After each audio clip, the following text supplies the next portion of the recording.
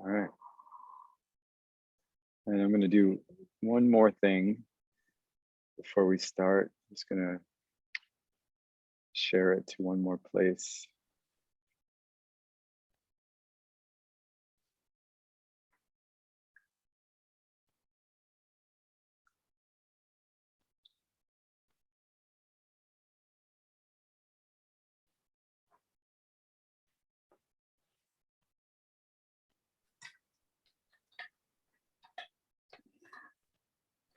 All right, great.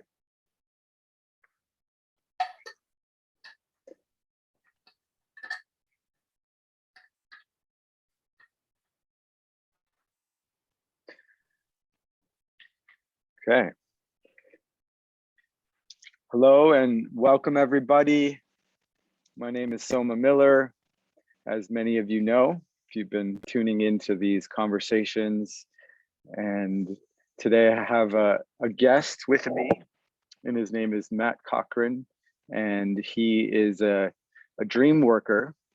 He's the founder of Raven Dream Tracking, and he works with men merging the mystical world of dreaming with the practical world of their everyday lives. He's spent much of his life navigating the inner landscapes as well as the outer wilderness of the southwestern United States. He received his MA through Pacifica Graduate Institute, focusing on dream work, depth psychology, and ecopsychology. And he's trained as a rites of passage guide with Bill Plotkin, who actually was a previous guest in this community. And he's engaged in men's work through the lineage of Michael Meade and the Rising Man movement. And he, in this process, has developed his own methodology called Wolfpack Dreaming. He's a big believer in the power of dreams as a navigational tool and a fierce, viable presence that provides us life from the hidden places within, and a generative, creative, and visionary capacity in the world without. Yeah, that's powerful. Yeah, welcome, Matt. Really great to have you here. And you're joining us from Southern Utah, correct? Correct. Yeah, thank you, Soma. And just back at you, so appreciate your work. I know you've had direct effect on a couple friends, men in my life, and seeing what you're doing with the tribe and all that is just awesome to see. So I'm glad that you're out there doing the work you're doing. Yeah, it's a pleasure. And part of that work is getting to dive into topics like this that I've been sort of on my curiosity bucket list for a long time, but haven't been a part of my personal practice. So the world of dreams has always fascinated me, and there's just so much depth there that I still long to explore in my everyday life. And often the things of the waking world grab my attention more. So so I really want to unpack this topic with you, because I think it has such a richness that I imagine will contribute to so many men's lives. To kick it off though, I'd love to begin the conversation a little bit around your journey and what led you to do this work around dreaming. Thank you. Yeah. So I guess a little backstory is how did I get into dreaming? I mean, the great thing about dreaming is that we all dream. It's as common as breathing. It's one of those, I call it an evolutionary inheritance, actually. So it's interesting that we overlook it so much. But as a kid, I had a lot of strong dreams, and I was also one of those, shy, sort of self-conscious, really introverted kids. And in the way that I grew up, it was easier for me to go into those sort of fantasy realms and play outside than it was to be with other people. And that, circumstances followed me into my life with that. And I sort of escaped into the wilderness to avoid the social frame, the measures of success that were thrown at me, and so on. And what I found in there was vitality and validation. And in my early 20s, I had an extensive 3 months of dreaming where I was dying every night in many different ways. And it terrified me, actually. And I was concerned for my sanity even. And I started at first researching and reading everything I could find from Carl Jung and so on, some of the traditional psychologies. And of course, in my 20s, I hardly understood what he was saying, but I was absolutely fascinated by what he was saying as well. It seemed so esoteric and deep. And then I had those dreams continued, and dreams, I would say, actually woke me up. They gave me, and I can tell more about that story, but ever since this process of dreams coming in, stirring my deep emotions and sort of forcing me to face this sort of escapism in my life, I have realized that they are incredible allies for myself. And their stories for others. And then, so that's one piece. And the other piece I want to say is part of my career as a younger adult, my 20s and 30s, I was a mapper and a surveyor in Western Montana primarily.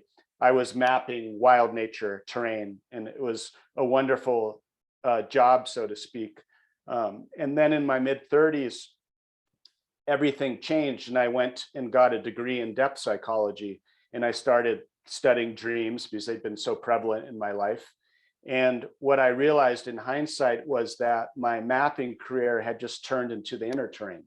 And so, what I had in the practical world, I applied to the inner world. And that's what I'm doing now with Raven Dream Tracking and teaching men to, find their own mythic storyline and their own maps from within the dream realm, and then use them practically in life to become fully who they are. Wow, love that journey, and very relatable for me in my own ways. I think I also grew up feeling pretty introverted and not so drawn to the outer success driven mindset, and nature, the wilderness was always a big place of solace for me, where I felt more connected to myself, but more connected to everything in a way. And so that's very cool. So you said something about how dreaming kind of woke you up, which is a powerful statement. And I'd love to hear a little bit more about that, how it did that. Yeah. So there are a couple ways. And so I think first off, dreams, of course, are very personal. So part of the context of this waking up story was when I was 17, my father committed suicide. And my family at that time had no idea how to deal with such an event. And so it was a buried thing. And so for the next 10 years of my life, I, basically walked in addiction and, and just sort of shut down. And that's a lot of why I didn't trust that human world as much either. And that was much of my time in Montana in the wilderness. But all the grief that should have been able to come out then was buried. And so about 10 or 11 years later, in my late 20s, I had a dream actually that I don't think I'll go into the dream right now, but the dream itself, within the dream, I touched into a grief that broke me open in the dream. And I was weeping and crying and sobbing in ways that I had never touched in life. And again, it terrified me. And when I woke up out of the dream, the grief carried straight through into my waking life. And I woke up and I was utterly dismayed and thought, I didn't know how to deal with this tsunamic event of grief, and I think, a lot of us aren't taught how to deal with that. And because it came from a dream, I immediately went against my more skeptical mind, and I sought out a woman dream worker in Missoula, Montana named Anita Doyle, a wonderful woman. And she started mentoring me for about 2 or 3 years. And that process of attending to my grief and the past, issue with my father and all that, started waking me up to life. So that would be sort of the bare bones around the story. Yeah, it's powerful.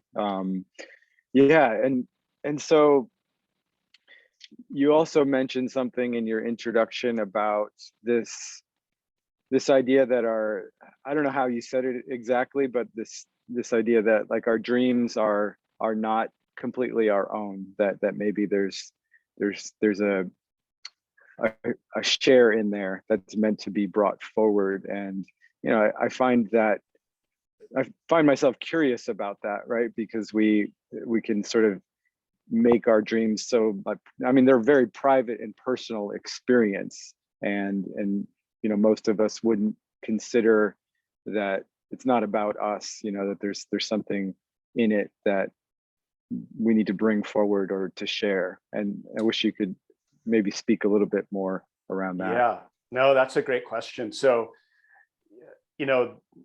dreams, well, the psychological lens has us focusing a lot on the personal meaning of a dream. But, dreams are much more from beyond the psychological lens. You look at any ancient culture, from the Aborigines in Australia to the Greeks and the Asclepius temples and so on, and dreams have been noted and worked with and befriended in every culture you can imagine.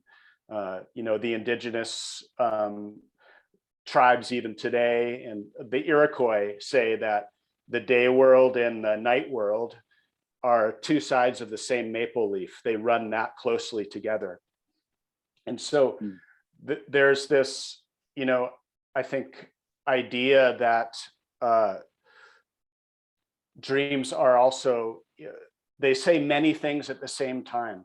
And so they can be very personal, but I've seen it time and time again in dream groups. One person speaks a dream on this side of the room, and the person over here is suddenly, it's like they've gotten shot by an arrow from the dream right in the heart, right? And something moves them. So really, my take these days is I say that dreams are the oldest storytellers in the world. And for every man out there, dreams give them some sort of a mythical storyline. And these old ways of knowing, old wisdom paths come up through the dreams. I think the amazing thing about them is that they can speak personally on a level of community and even prophetically all at the same time. That to me is such a brilliant consciousness. I don't even know. I still, after all these years, I don't understand, the spirit behind that, so to speak. It's just something that blows me away. Yeah. I had an experience once.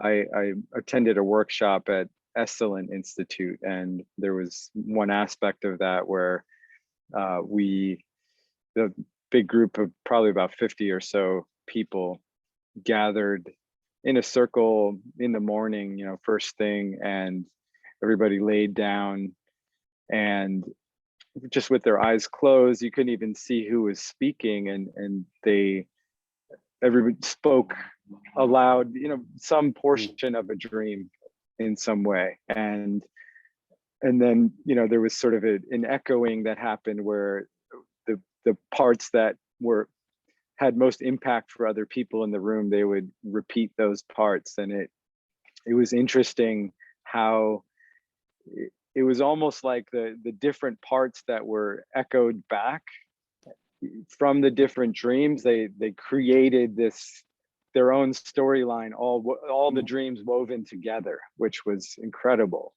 Yeah. And yeah, so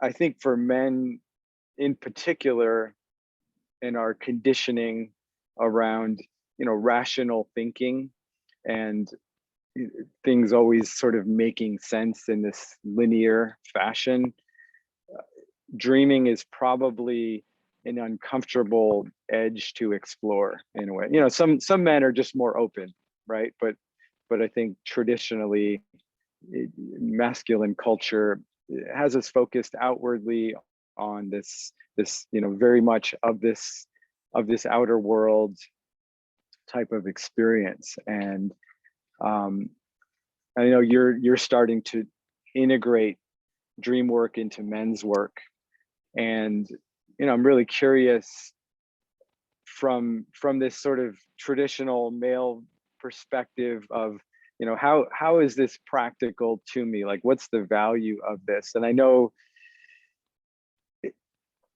from my understanding of this kind of mytho-poetic world, it doesn't always merge into this like practical functional way of looking at things, but if there were practicalities that you could tease out of this type of work and practice, what would you say they are?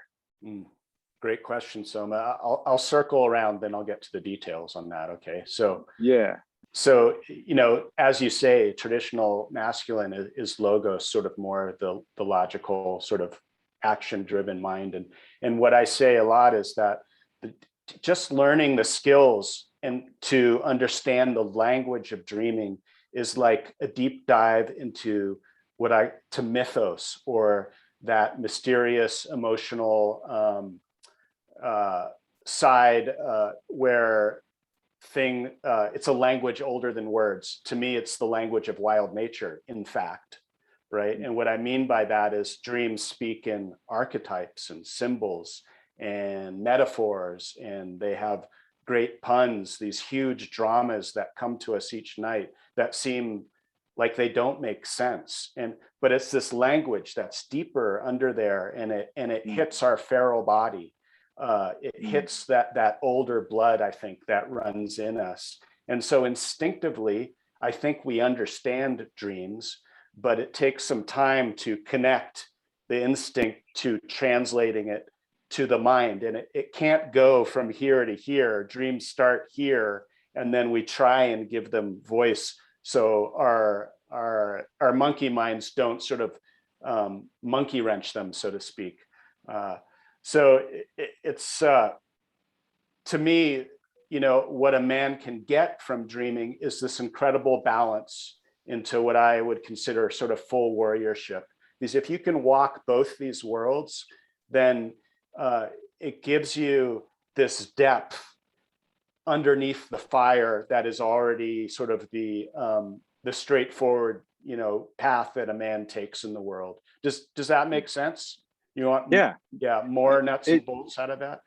It does to me. And I mean, what I'm hearing is the value from it is it creates more of a depth, and it connects to this more of a primal, instinctual relationship to life in a way. Yes, and I think the other thing I'd add that's so that I've seen that's so valuable and experienced is that dreams are crafted somehow for each of us each night as we sleep. And so there's I say that it's an inner navigation tool on a personal level too, because if we start picking up the stories that come to us each night that are crafted for us, then we're able to carve a pathway that's only ours, that's not dictated by what society says we should do, that's not dictated by a how-to book, that's not dictated by a guru, so to speak, but it's this, it's seriously like you walk the road by making it, as Paulo Freire would say, and so dreams to me are this incredibly trustworthy, they're tricky, but they're trustworthy once you tap into the language place to live your life out of and into full capacity. My experience, regardless of nightmares and all the different hardships and sort of relentless cruelty that dreams can throw into the mix, which we can talk about, is that they're here for our health and wholeness. They're actually allies into becoming, more fully into our manhood even. They even act as stages of initiation along the way, ways to help forward with that. I think what really landed for me from that share was this, the sort of trustworthy nature of the dreams, because I see how, you know, our minds and our imaginations can, for the sake of protecting our egos or developing certain personas that we want to present to the world, we can formulate how we want to be. And I think there's probably some no bullshit nature to the dreams, because they come from such a deep part of the psyche that you can't really pretend what's going on in a way. Yeah, they can be pretty brutally honest, and you know, and that's why in some ways it's so hard to remember dreams, is I think we're naturally resistant to them because they're coming, you know, from the psychological lens, from the unconscious. What we don't know, we don't know. And and so for me, even after 30 years of dreaming and being, you know, and following my own dreams, I still wake up every morning going, what the hell did that dream mean? And Yeah. I need, and so this is why it's so important to work with groups of people. And this is what I talk about in what I offer in Wolfpack Dreaming. When you get a group of men together, it's like spirit hunting together. And we're able to call each other out on what might be blind spots, what I can't see. I know, I trust these other men in the circle can see, and given the container we create, that they will be honest enough to tell me what they're seeing. And so it's not something, it's much harder to do alone. It'd be like going into the underworld alone. It'd be like walking into your shadow neighborhood alone. It's better to have friends. Yeah, that makes a lot of sense. And again, I mean, I guess as we try to interpret, right, that even that interpretation, if you know, we're not really skilled in the warriorship and the discipline of being sort of brutally honest with ourselves, we can maybe even interpret to our own liking in a way that makes us feel more comfortable or safe. So yeah, I mean, I guess on that note, because you know, obviously not everybody has the privilege of having a men's group or a dream-based circle. So, you know, if you were to want to delve into your dreams a bit more, like, I guess number one, like, how do you prepare yourself for that, and maybe even make your dreams more accessible, like maybe remembering them better, and then number two, like, you know, once that preparation, those steps are taken, how, you know, I guess, what is the next step? Are you trying to interpret them? Are there other ways to work with them that you would recommend? Great question. So yeah, let's start from the top here. So you know, of course, I think the most the biggest question I always get is, I can't remember my dreams.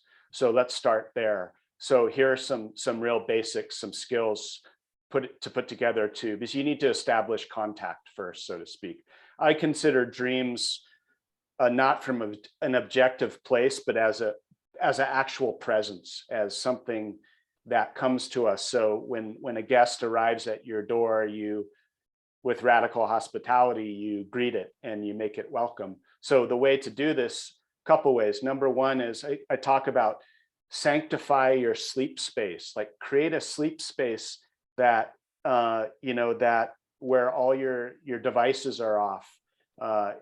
It's dark, it's cool, it's, you know, just like the energy is just neutral. You know, a lot of people don't have great sleep habits, and it's about actually trying to recreate a romance with sleep. You know, before the advent of electricity, sleep was a completely different creature. And I know a lot in old cultures, there were actually, you know, there were two sleeps. People would fall asleep, then around midnight they'd wake up and there'd be no lights to turn on, so they would tell dreams, and then you'd fall back into second sleep basically. And it was a place that the mysterious was sort of given room to breathe. And Mm. so sanctify your sleep, number one. Number two, build relationship and intimacy with the dream. What I mean by that is really simple. Have a notebook and a pen and maybe a headlamp if you have a partner by your bed. Before you go to sleep, whatever the date is, dreams. And, tell the dreams that, hey, I'm here. And if you show up, then I'm going to write you down. Now, not everyone is as good at writing down dreams, so you can record them into your phone, or if you have a partner who's into dreams, you can speak the dream. You might do this in the middle of the night, you might do this right when you wake up, but you do this enough and it's like building a muscle, and that contact and that relationship happens, it does become easier. And then the last thing I'll say for remembering your dreams is, if you do have, a partner and kids, you might sleep with, sleep in, all together or whatever, however it works, maybe choose one night a week to sleep alone and just sleep with the dream. I say, it's like, take that space for yourself. There's something really valuable in that I've found. So that would be stage one, just to remember the dreams. Yeah, it's really useful. I love that concept of, really making a sacred space to sleep and to dream. We can just treat, oftentimes, especially as modern people, we have these devices, we got all these ways of distracting ourselves, and a lot of times numbing and avoiding, I think, and it's like, I think it's the same thing around relationships in general, so I love relationships as a metaphor, right? It's like there's a romancing of the dream and welcoming it into deeper sacred context. Very much. And, I know for a fact that if you start to go down that road, the dream will respond, right? It's a conversation that starts to happen. And there's a third part of remembering your dreams I want to say, and that's when you wake up. I say, wake up like a wild creature. Okay. What I mean by that is, usually when we wake up in this modern world, we're already running towards what we need to do during the day. How does a wild creature wake up, or a cat? It wakes up, and before it moves too fast, it's sensing its surroundings. So a lot of times dreams the dream memory is actually stored in the body. So if you are sleeping in the fetal position, you may want to roll back into that position and stay there for a minute and just be calm and relaxed, and allow yourself to wake up more slowly and see if the dreams come back, so to speak. That's really important. If you build that into your practice, then you can get up and go after your day. So wake up slowly, then write down that information. Don't wait, it's because it'll be like trying to see a mountain lion. You'll never see it, even though it's watching you. Yeah, that's awesome. And I think it's a hard stretch for a lot of people, especially in the productivity driven culture. And why I love bringing guests like you on, because I'm trying to sort of merge the worlds of, which is really popular right now in personal development, is around being more productive, more engaged, more on purpose, right? And I think what we often miss out on in that type of mindset is the intelligence of the psyche and the soul and the soma, right? The body, and that requires kind of slowing down in a way, right? Sometimes it requires adjusting our pace and tapping into a deeper biological rhythm that's more in sync with maybe the mythological world, or the earth frequency. So thank you for beautifully said too. And I want to touch on that a little more. what if, and this is just sort of a dare to people out there, what if you spent a week starting your day following that inner intelligence that comes from dreams, just to see what it might do? Because my experience is, I may think I know where I'm going. I may have an idea of my wishful thinking of how I want to be productive in my life.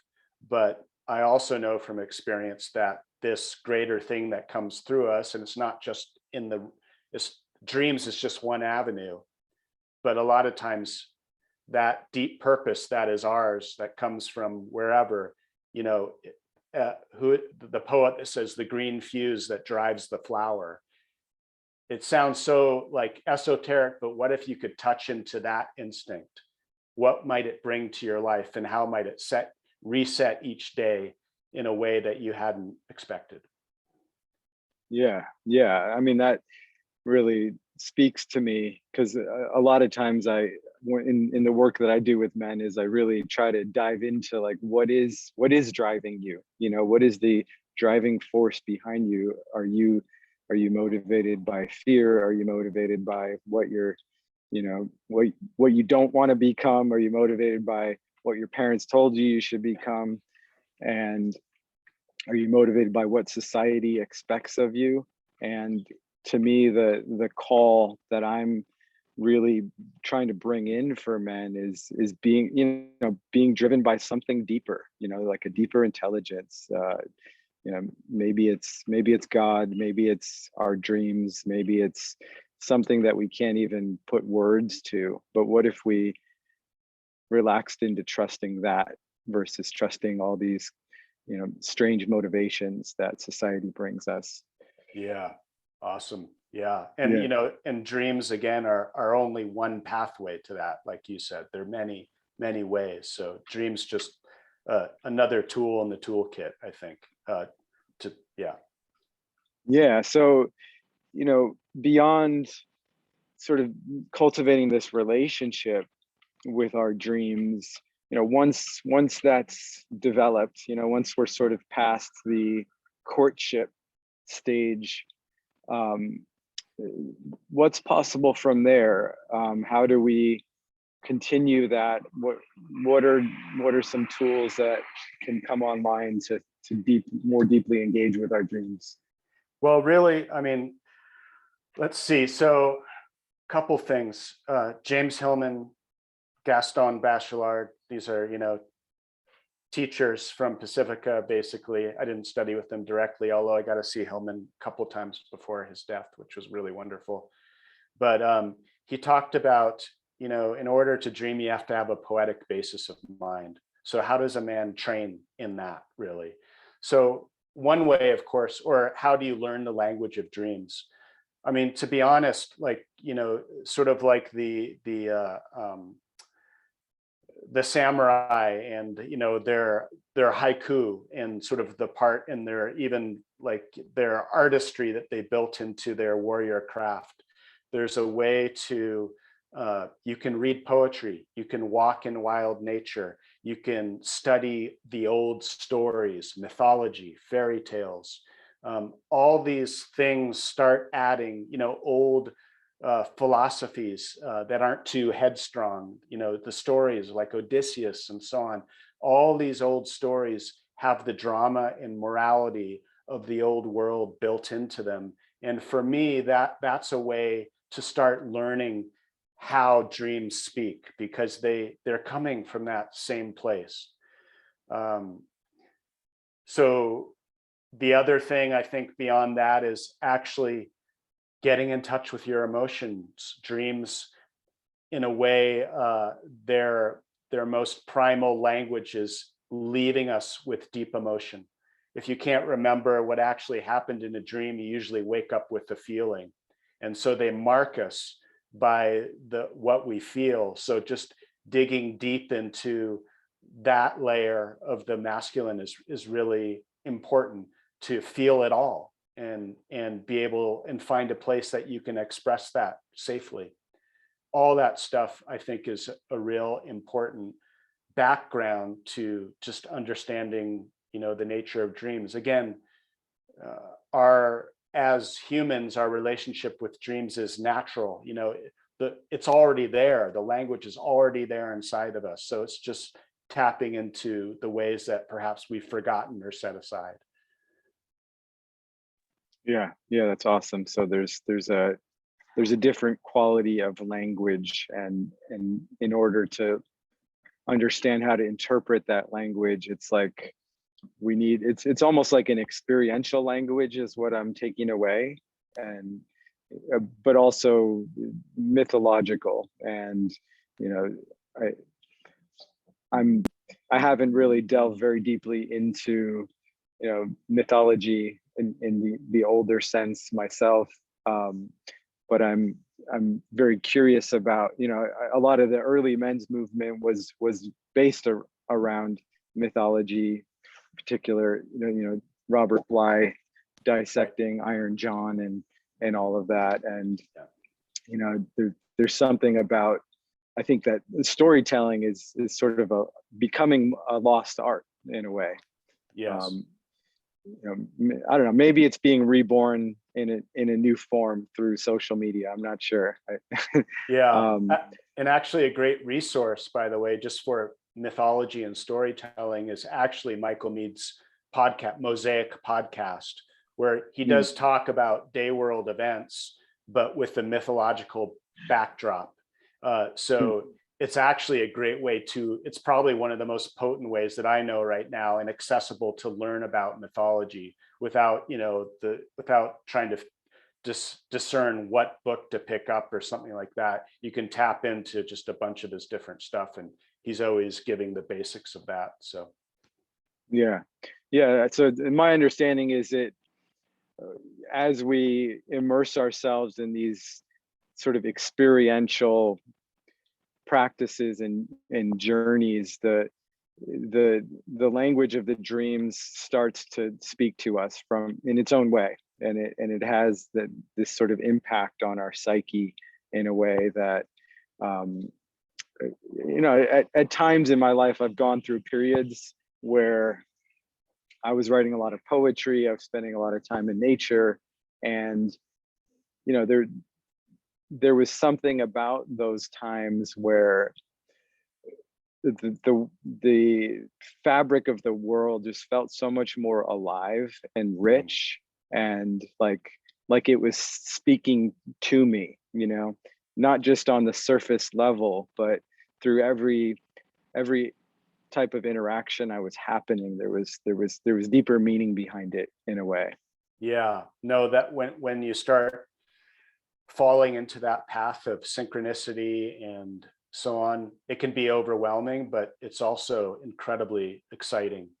I want to tell just a little story here. So, just to get, more on the page. So Raven dream tracking, what I do, for example. So when I was 21, I was in Missoula, Montana, winter solstice, just dead winter, dark, right? I had just arrived there, and I was living in a youth hostel for a couple of weeks, and I fell asleep, and I had this dream that I was standing in a desert of all places. And as I look down at my feet, I see just a little bit ahead of me the feet of a man in like white, I think they were white moccasins even, but I couldn't quite tell. And I looked up to see who this man's face was. It felt like he must be an old man. And when I looked up, I saw a raven sweep down, and its beak hit me right here between the eyes, and I fell back, and I woke up out of the dream going like, holy crap, what just happened? That scared the hell out of me. And, my heart was beating really fast, but something was in me. And I didn't know what to do. I don't know if you've ever had the experience of waking up so abruptly from a dream. It's jarring and shocking. Like you realize how far gone you were in a way. And so when I woke up, I started just studying ravens. I was like, well, what is this? And, I would go to the local bookstore and, go read all I could. But at the same time, I was in Montana. It's raven country, right? And I started following ravens where I could to understand the nature of the bird on my own terms and its own terms. And all my life, I absolutely love ravens, but they've always been there for me. And they took me on this mythological journey, had so many meanings, but also they're just a friend and an ally. When I see one in the sky here, and I live in the desert today, go figure, right? Circling back to the dream. And so this is why I name my dream tracking Raven Dream Tracking. It's to honor the bird that came to me to help start waking me up as I see it. And so that's just a little story of how you describe that when you get into the richness of that mythological world, something comes to you, and I instinctively just responded to it as in conversation by seeking it out. And so that's a really simple step. When something moves you in the world, turn towards your fear and go after it, Yeah, I love that. And I know it's not an easy practice because, coming back to what we talked about, like we're not trained to follow the sort of nonlinear, irrational impulses, that don't necessarily make sense. We don't know where that's going to lead us, right? So right, we don't get paid for that one. no, and maybe we never will, right? Yeah. And I think that's part of the difficulty of our modern society is it's so much of it's about like, well, will I get paid for this? If I'm investing my time and energy into this thing, will it pay off somehow? And I guess I just want to bring it back to the payoff is we obviously we don't know unless we go down that road. But at the very least, there's a deepening in a way, and a probably like a ripening into who we are in a more whole sense of the I. Yeah. In my experiences, I went from a life of, I guess, what I call the walking dead or comfortably numb, being half awake, to not an easier life. In fact, sometimes a much more challenging life, but the richness and the fullness of it, not just in happiness, but in work, being fully in my anger and through it, or fully in my fear, or fully in my desperation or sadness. All these things, like it's more like it's amplified in all directions. Mm-hmm. And that's of great value to me because I feel alive. Right. Yeah. And I think this is another societal limit that we put on the lens of living is like, it's either it's like this either or. It's like either you're happy or you're not. And I think the richness is to me like being able to experience the full spectrum of the human experience as fully as we can. And in my experience too, it doesn't necessarily make it any easier. And I think a lot of men get into personal development like looking for the easy way out, or the what's going to make me feel better and I can just get it over with and then get on with my life. It's like this masculine freedom seeking orientation. But I do find like it actually leads to a deeper sense of freedom, the freedom of being more fully who we are, the freedom of being more fully in relationship to the world and our senses and the people in a more authentic way. Yeah, absolutely. And what we talk a lot about in some of the men's circles that I'm in is that, I'm sure you guys talk about it too, is that edge of comfort and discomfort.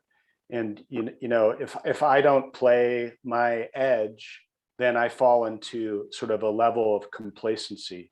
And I find for myself, when I'm in that level of complacency, then there's like an inner shame or even an anger that comes up. And because I know I'm not playing to my capacity. And so, lately I've been trying to just be not, you don't want to go in utter discomfort, because then you'll flail and create tons of anxiety. So it's a balance of walking on this knife edge, so to speak. And at your edge, what does that mean? And my experience is that dreams keep sort of nudging us right along that sharp ridge line to whatever adventure we're on. They seem to know something about us that we don't quite know. Yeah, I speak a lot to this concept of the edge, and it's different for different people, different depending on where you're at on your developmental journey, different for different areas of your life, and I'm fully with you there. And I think there's probably a way, because going into the deeper parts of the psyche is probably an edge for a lot of us, which is why we don't go there, right? And so I'm kind of curious about playing that edge and how to kind of do it delicately, but not be an avoidance of it. If a man is curious about stepping into this journey, like where would be a good entry point? Yeah, I mean, again, and at least right in the exact realm of dreaming, and there are not many people doing it out there, which is why I'm moving into that territory. But like, for example, with Wolfpack Dreaming, I'm bringing groups of men together. So again, I said it before, so we can sort of spirit hunt together. And there's a trust. It's like the old hunter-gatherer tribes. Everyone had a specific skill and you had to work together. It wasn't about competition between each other. And so here we're going into the dream world, or that edge, the shadow world, the underworld, and we're looking for sustenance. We're looking for nourishment in there. We're trying to bring something back to provide not only to ourselves, but to the greater community. There may be one man who's got a specific shadow he's chasing in there, but that story feeds us all, because we've all been there. We've all had dealt with our rage, or are trying to deal with our rage, or whatever it might be, or a sense of failure and so on. So every time in a dream, a dream brings out a greater story and a conversation to be had within a group of men. That's vital to, I think, who we are. Yeah, I love that, and it's why I'm such a big believer in the power of community, the power of tribe, the power of men coming together, because there's a safety that's created when confronting our edge. Like I know that if I'm going into this, I'm not going to be all alone in the process. If I go in pretty deep, like I can kind of lean on my brothers, I can be supported, I can share the things that are too hard for me to confront alone. And there's a energetic solidarity in that type of experience that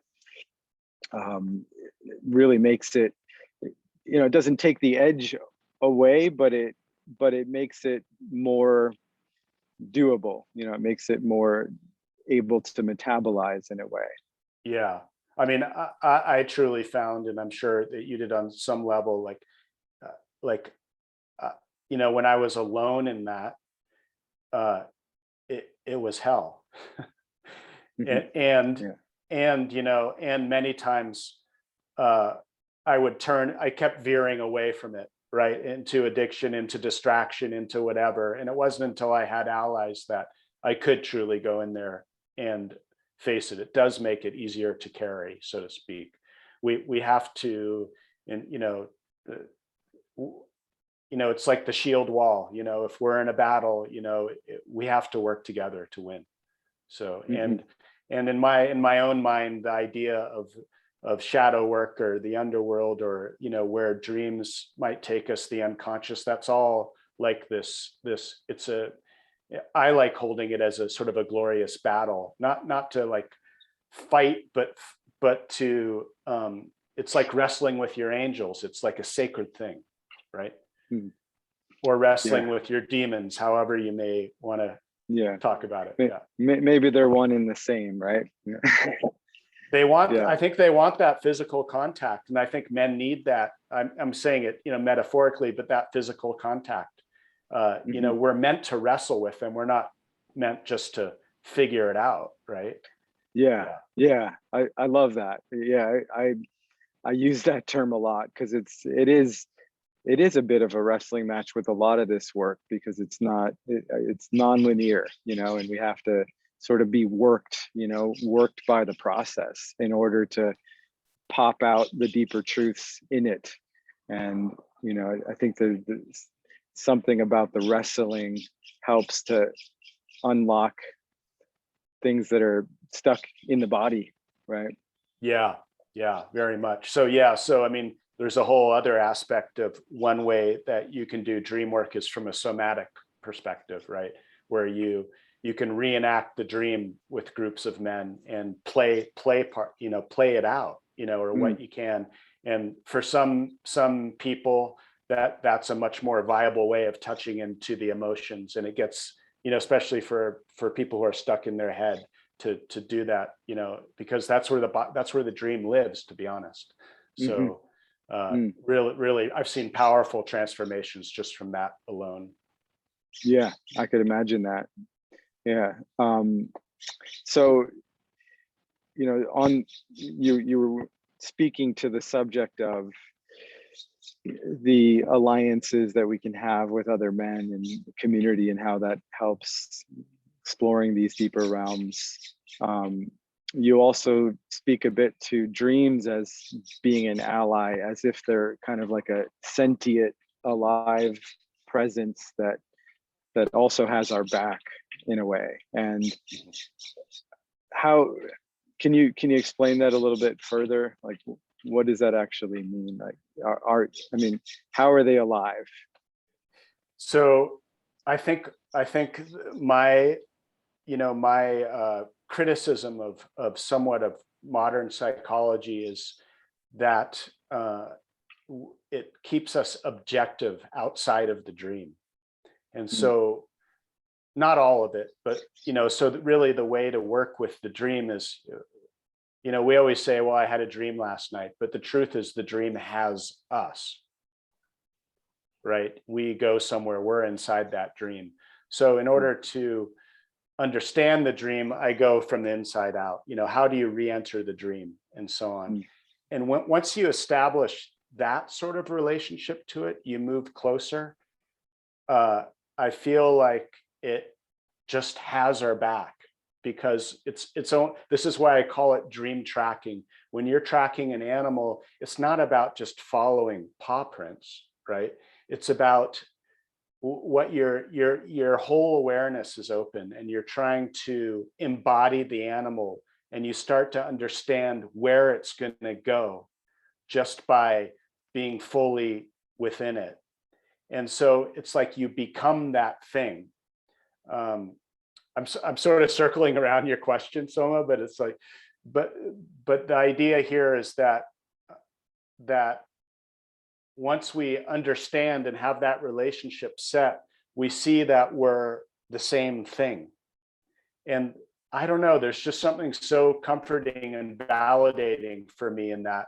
And it's brought my trust level to dreams, no matter how hard they are, that, every time I sort of get inside the dream and allow it to work me, I realize that it has my truth in mind. I don't know how to describe it, but there's some message in that dream that then when I act on it in the day world in some fashion that makes sense, my life changes.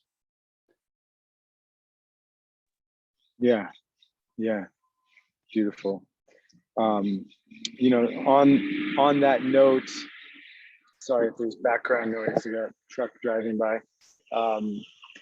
So on that note, I'm curious about, you mentioned earlier, and I wanted to come back to, like, nightmares and bad dreams and how those impact us. And I'm curious about the gift of those and exploring those dark places. Yeah, great question. So that's probably the second biggest question from dreams. Number one is, how do I remember them? Number two is, oh man, these nightmares, you know? And so I'm going to tell a dream to describe this nightmares. Okay. So I worked with a person quite a while ago, and in this dream, she's a woman. She goes, just like the beginning of a fairy tale, she goes to a well, and she goes down the center of the well, you know, all the way down. And when she comes out the bottom of the well, she's on this coast, this ocean shore, and it's midnight, black, stars everywhere. Really, I mean, it was just beautiful, the waves crashing and so on. And running back and forth along this dark and sort of isolated coast are all these black horses, huge herd galloping back and forth. Just beautiful in their movement, their flow, their power. This dream still lives with me, even though it's not my dream, right? And so when this woman and I were down here looking at this dream, it came to us that, to her first, that the horses were all female horses, and a female horse is a mare, right? And so we suddenly realized, like one of those recognitions, that this herd running back and forth was a herd of nightmares, deep in the dark, running back and forth, utterly beautiful. And this woman suddenly realized from the dream, she'd been plagued by nightmares for years, that she wanted to go back to her journal and re-look at all these nightmares, because there must be beauty, there must be a gift in them. And so she did act on the dream in that way, and she started to see a whole trajectory of waking up and opening up. All these things that had haunted to her actually had great wisdom for her life ahead. So it's a beautiful way to describe what I think nightmares actually are. They get our attention in a sometimes cruel and terrorizing way, because they want to be remembered. They're that vital to who we are.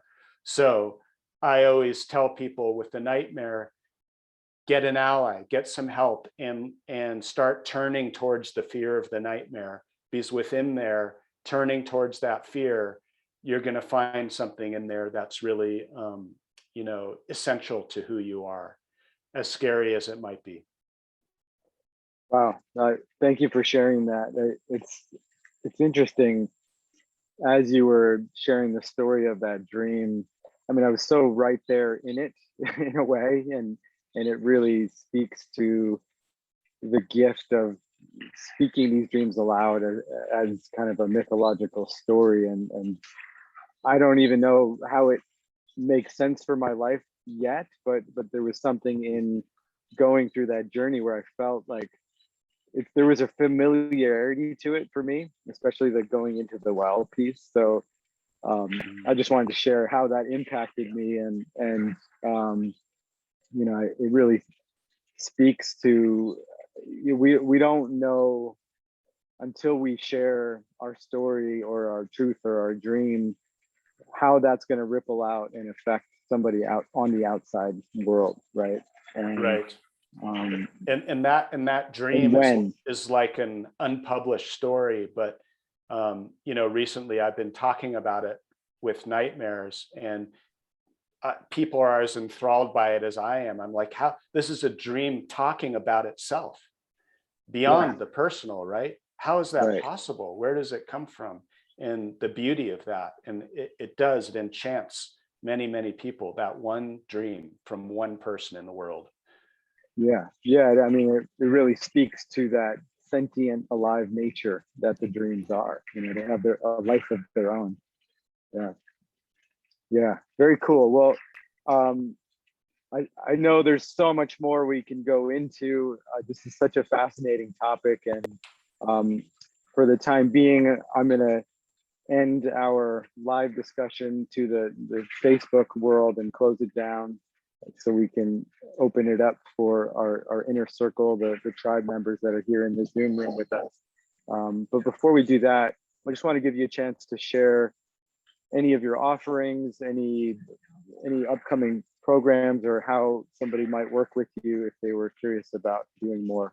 in this realm. Great.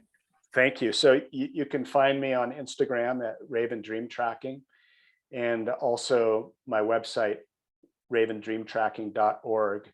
I work with men and women one-on-one with what I call my Raven Call Dreaming. And then I am starting in the fall equinox, September 21st or so, I'm starting my Wolfpack Dreaming, which is men's work and dream work together. So groups of 5 to 7 men for an 8-week course via Zoom. And what I'm teaching there is not only the experience of dreaming together, but by the end of it, you'll have all the basic language of understanding dreams, so you can run with it on your own afterwards.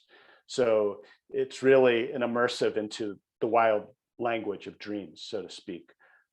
And the experience of what it's like to dream and spirit hunt in a group of men. So I'm really excited about that in particular. And then finally, in the long run, for people who really want to go for a deeper dive into dreams, I do 12-week one-on-one apprenticeships to really dive in and teach how to not only understand the language of dreams, but to work with others on dreams and facilitate groups and the full works. So that's what I'm up to. I love talking about dreams, and yeah, please reach out if you are interested. So. Yeah, thank you so much. Those sound like incredible offerings. I'm very curious myself, and just so people know also where to find you, I'll post it in the comment thread under the video. But if you just would share your website and Instagram handle, that'd be great. Just once more, yeah. So yeah, Raven Dream Tracking on Instagram, and ravendreamtracking.org, my website. Excellent. Yeah. All right. Thank you, everybody, for joining us on Facebook. And we look forward to having you guys tune in for our next conversation. I'll be creating an event for that soon. And have a beautiful day. Thank you, Soma. Yeah. Yeah. So we got a few members of the tribe here in the Zoom room. If you guys would bring your cameras on, that would be awesome. Yeah, what I'd love to do, if it's in the collective field here, is invite any dreams that have come to you guys last night, in the last week, anything that's kind of stuck with you. I know that's kind of a vulnerable thing to open up, but I know I've got a bunch of courageous men here. So and I would suggest too, even just if it, a strong part of dream image, maybe from the dream, whatever seems appropriate. Yeah, Ed. Looks like Ed's jumping in first, Sky. We'll get you next, man. Be careful driving. Yeah, first off, thank you for the talk. It was great. I've paid very close attention to my dreams for a really long time. I wouldn't say that there's like a specific dream I would point out, but there's a theme or a scenario in just about all of them. And it's generally the inverse, usually, of what's happening with endeavors I'm on in real life. And it creates the exact opposite. One example lately, this never happens in real life, but the dream gives me the inverse. I'm a musician. I walk out on stage and immediately 3 strings break and my amp doesn't work. And 200 people are severely disappointed in front of me. And I wake up feeling sad.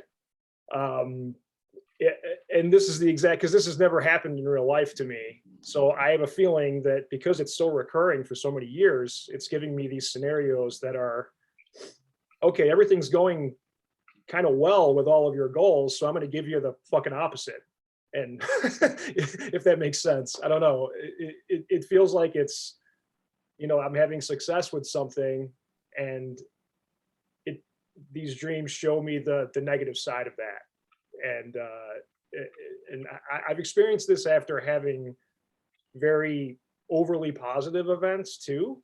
I'll go to sleep at night, and it's also, I almost see it as kind of as like a restructuring, because you had a little too much high energy, high level things that you have to kind of be knocked back down. Does that make any sense, or am I don't know. No, it does. No, I hear what you're saying. I have a question for you. Does it happen the other way when you have had hard experiences in your life? Does it inverse to a good dream? No, Just curious. No. Never. Yeah.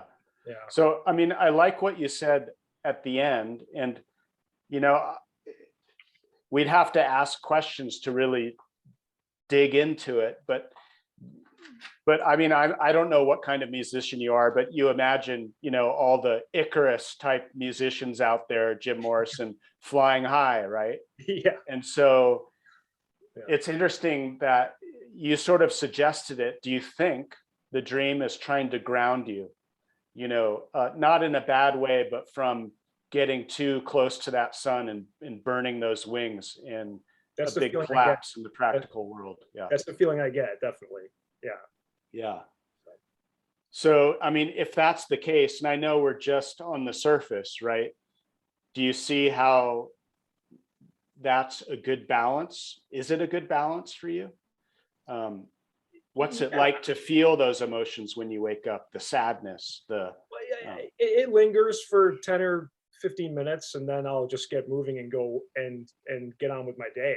But I do see it really as a grounding, but sometimes it doesn't feel, it's almost like you're sort of being punished for, in a way, for having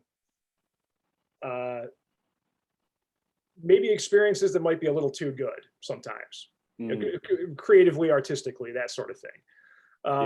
You know, I've had a lot of success in that area of my life, and and I've had miserable failures in other areas of my life, and that's one that's consistently good.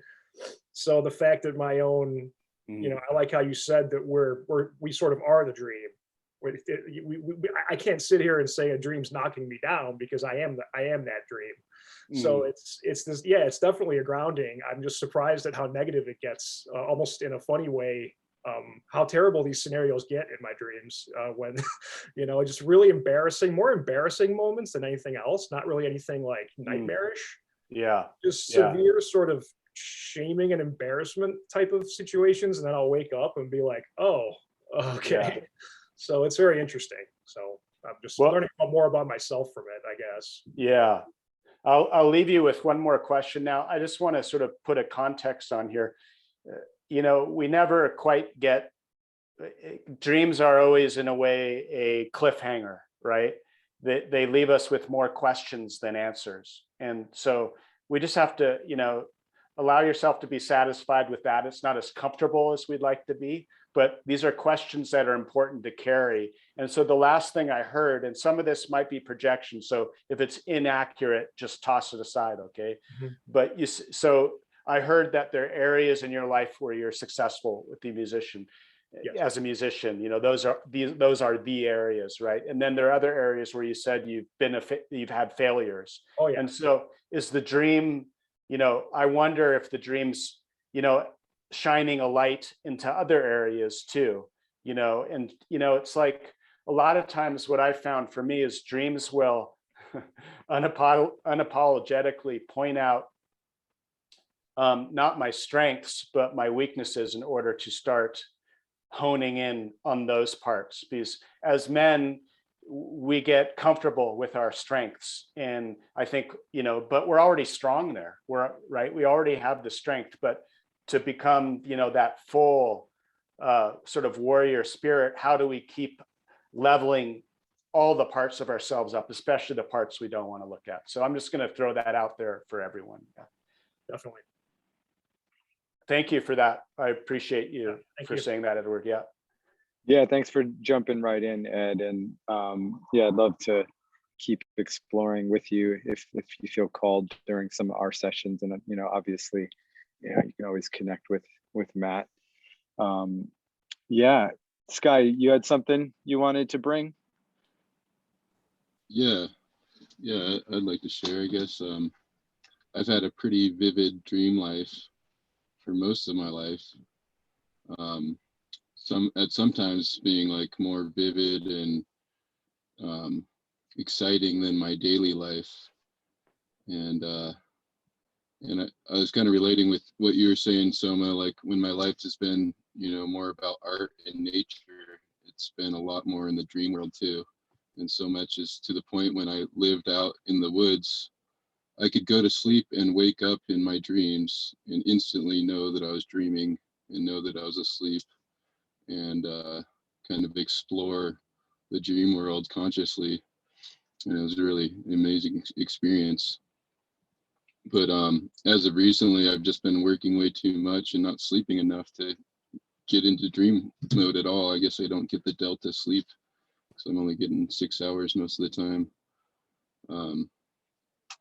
But definitely, liked what you're saying about creating a space for dreaming and having more intentions in going there every night. I guess the other aspect I'd like to add, because I use marijuana often. I have most of my life, and that definitely affects my ability to go into dream worlds. I found it helps with going to sleep, but it kind of blocks my dreams. And at times when I've quit, my dreams just go insane, almost to a point where there's like too much to take, like end up just like fighting battles all night long in dreams, and it's like exhausting and super intense. So I've kind of backed away from that a bit, but I think I'm ready to engage again. Yeah, I understand that, brother. And, I know that cannabis especially is a dream blocker across the board for almost everyone I talk to. And it makes you wonder, but I also understand the overwhelm of that dream element coming back in those battles. It's torturous on some level and certainly overwhelming. And not everyone, everyone dreams a little differently, but the vividness of dreams is not the case for everyone. But it sounds like you have a pretty rich connection to that deeper world right there. And, it is vital, and you obviously understand when it's missing. And yeah, and so, whatever feels right for you, I would encourage you to find a measured way of re-entering that, on your own terms, in a way that you can sort of negotiate the right boundaries, because it sounds like something wants to talk to you, however it comes through the dream realm. And I know there's value there. I'm not saying it's an easy conversation, but I know there's value there. So yeah, I really appreciate you telling us that. Thanks. Yeah, Sky, I know you've been on a bit of a journey of, prioritizing your self-care and your depth and your relationships to these other worlds. And I just want to acknowledge seeing you making those changes in your life, because I have seen it, and I know you're starting to get help with your work and work less. And obviously you can use the tribe and the community to help create that kind of measured transition to welcoming that part of your life alongside the other work you're doing.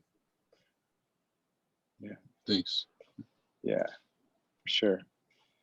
I think we got time to share one more share if you want to bring anything, Robert.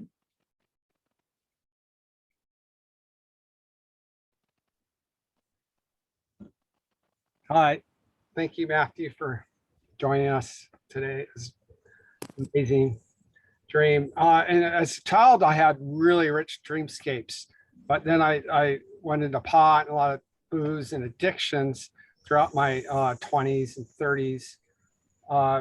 And then sometime in my 40s, I was still doing that, but started doing meditation retreats, and on 10 days, 20-day retreats. But day 3 or 4 of the retreat, just wild dreams come up. And I remember every little facet of them. Of course, I'm not smoking cannabis or anything. I'm just clean, just living with emotions every day. These things are coming up and percolating. Is my method to evolve through my 40s. And now recently, last year, I stopped smoking pot, actually, just, you know, in the 1920 pandemic, something just snapped in me. And, but I haven't been reconnecting with my dreams, you know, off a retreat. So that's, this call just called me. And I wrote down the notes for your steps, you know, your step 1 process. And I was looking, Bill Plotkin, his talk really hit me on a deep level because of some of the things that happened in my past. So I got his book to reconnect with something in the past that I felt like I needed to go back and look at. And then just during this call, I realized that book never came to me. So I'm going to reconnect with the book and really go at the dreams, you know, just keep the dream journal. And I think I could bring that up now because I don't have any intoxicants in my life, you know, so I don't want to recount past dreams from retreats and stuff, but they're just amazing. I think the dream life is, it's just speaking to us in mystical terms. So and I'm going to look at your website, that one, the Dreamwalker thing seems interesting. So that's all I have to say. I'm just not getting in much details on dreams, but in the future, hopefully it'll just come alive for me.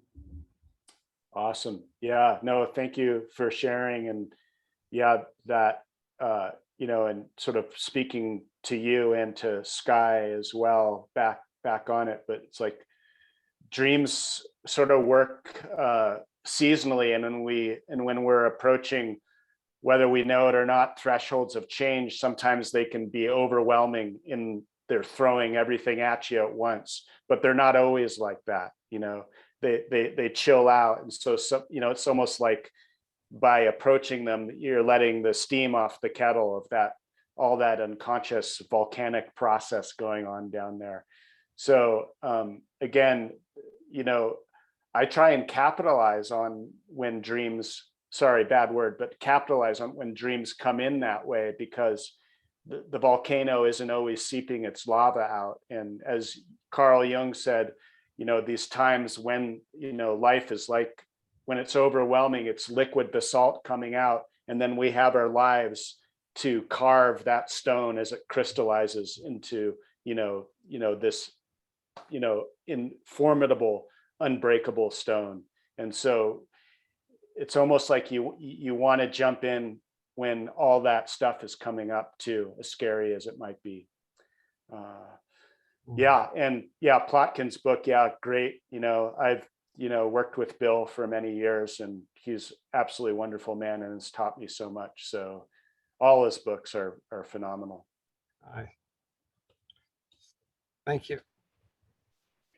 Yeah, awesome, gentlemen. Well, thank you all for showing up and being here and bringing your questions and your processes and vulnerability. It's really such an important part of the growth and the evolution is being willing to share wherever we're at. You know, it's exactly where we need to be.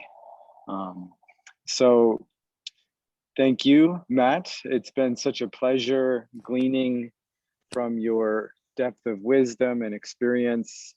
I know there's so much more I can learn from you myself personally, and you know, very, very glad to have you as part of this community and to get to learn a little bit more about how we can become more like sacred dreamers in our lives. Yeah. Yeah. Thank you. So in any time that I can be of service to your community, just tell me. So I'm happy to show up and do so. Yeah. Maybe, you know, at some point we can have you back and we can do, if I get enough men interested, maybe we can do like a tribe Wolfpack journey together. So I'll chat with you about that in private and see see what that would take. Great. That'd be really Great. cool. Yeah. That would be. Yeah. Well, thank you again, and look forward to continuing to track your content and learning more from you in that way as well. And make sure you guys follow him on Instagram and check out his website. And there's a lot here, a lot of richness. And I want to say, and if you guys are on Instagram, I do put out a lot of hard posts with like the details on how to remember your dreams. So there's a lot of resource there. That's just at your fingertips on nightmares, on remembering dreams, on wild language of dreams. So check it out. Cool. All right. Well, you guys, everybody have a beautiful day, and I'll see you guys on our next call. I think we got a call in a week or so. So thanks again, Matt. Good to be with you. Great meeting you all. Thank you for showing up. Yeah. Thank you, guys. Bye.